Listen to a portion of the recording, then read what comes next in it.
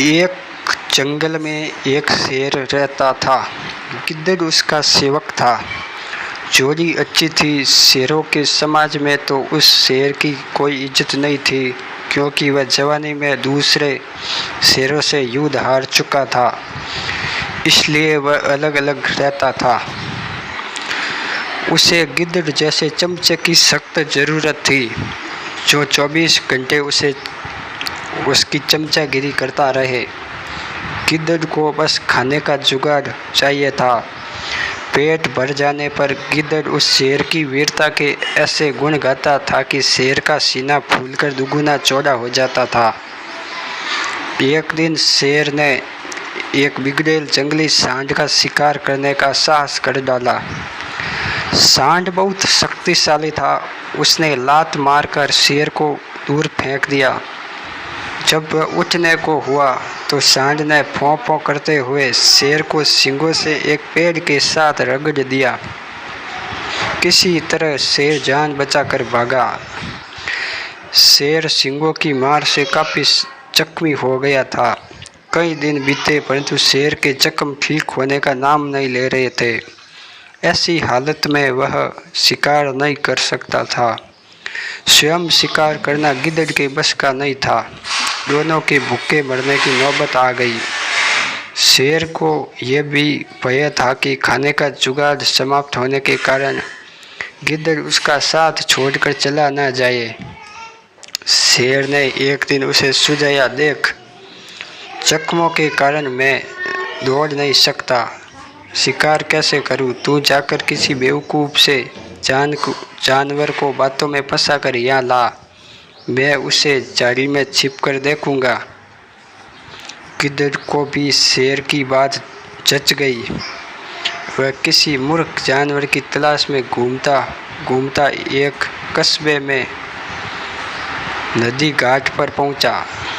वहां उसे एक मरियल सा गधा घास पर मुँह मारता नजर आया। वह शक्ल से ही बेवकूफ़ लग रहा था। गिद्दड़ गधे के निकट जाकर बोला, पाए लागू चाचा, बहुत कमज़ोर हो आए हो, क्या बात है? गधे ने अपना दुखड़ा रोया। क्या बताऊं भाई, जिस धोबी का मैं गधा हूँ वह बहुत क्रूर है। दिन भर ढुलाई करवाता है और सारा कुछ नहीं देता।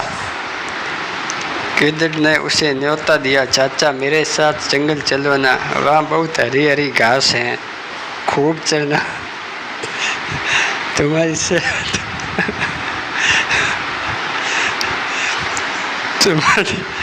सेहत बन जाएगी।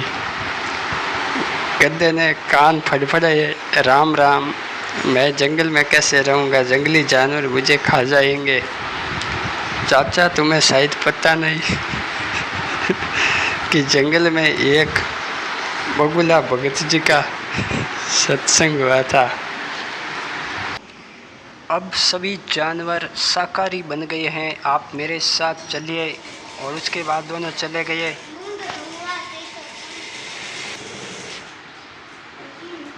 पास ले गया जिसमें शेर छिपा बैठा था। उससे पहले कि शेर पंजा मारता, गधे को झाड़ी में शेर की नीली बत्तियों की तरह चमकती आंखें नजर आ गई। वह डरकर उछला। गधा भागा और भागता ही गया। शेर मुझे स्वर में गिद्दड़ से बोला, भाई इस बार मैं तैयार नहीं था, तुम उसे दोबारा लाओ, इस बार गलती नहीं होगी। गिद्दड़ दोबारा उस गधे की तलाश में कस्बे में पहुंचा। उसे देखते ही बोला, चाचा तुमने तो मेरी नाक कटवा दी, तुम अपनी दुल्हन से डरकर भाग गए। उस झाड़ी में मुझे वो चमकती आंखें दिखाई दी थी जैसे शेर की होती हैं, मैं भागता न तो क्या करता? गधे ने शिकायत की। गिद्दड़ झूठ मूठ माथा पीट कर बोला, चाचा ओ चाचा, तुम भी निरे मूर्ख हो। उस झाड़ी में तुम्हारी दुल्हन कितने जन्मों से वह तुम्हारी राह देख रही थी, तुम्हें देखकर उसकी आंखें चमक उठी थी, तुमने तो उसे शेर समझ लिया। गधा बहुत लज्जित हुआ और गिद्दड़ की चाल भरी बातें ही ऐसी थी। गधा फिर उसके साथ चल पड़ा। जंगल में झाड़ी के पास पहुंचते ही शेर ने नुकीले पंजों से उसे मार गिराया। इस प्रकार शेर व गिद्ध का भोजन जुटा। सीख: दूसरों की चिकनी चुपड़ी बातों में आने की मूर्खता कभी नहीं